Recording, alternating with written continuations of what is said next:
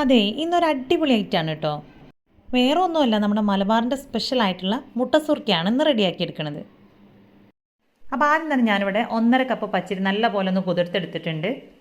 അപ്പോൾ ഇത് ബ്രേക്ക്ഫാസ്റ്റിന് റെഡിയാക്കി എടുക്കുന്നത് കൊണ്ട് തന്നെ ഓവർനൈറ്റ് കുതിർത്തെടുത്തിട്ടുള്ള അരിയാണ് കേട്ടോ. അപ്പോൾ അത് നല്ല പോലെ തന്നെ കഴുകി വൃത്തിയാക്കി എടുത്തതിന് ശേഷം മിക്സിയുടെ ജാറിലേക്ക് ചേർത്ത് കൊടുക്കാം.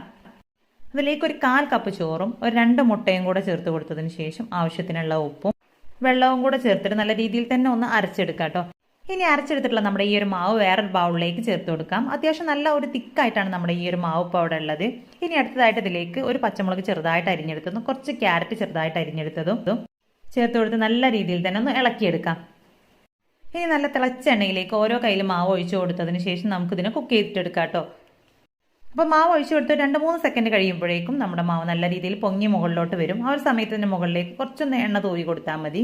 അപ്പോൾ ദാ ഇനി ഒരു സൈഡ് കുക്കായി കഴിഞ്ഞാൽ ഇതിനെ ഒന്ന് തിരിച്ചിട്ട് കൊടുക്കാം. അപ്പോൾ 2 സൈഡും ഗോൾഡൻ കളറായി വരുന്നത് വരെ ഒന്ന് ഫ്രൈ ചെയ്തെടുത്തതിന് ശേഷം നമുക്കിതിനെ ഇതിൽ നിന്നും കോരി മാറ്റാം. അപ്പോൾ എങ്ങനെയാണ് ഈസി അല്ലേ ഇത് റെഡിയാക്കി എടുക്കാനായിട്ട്?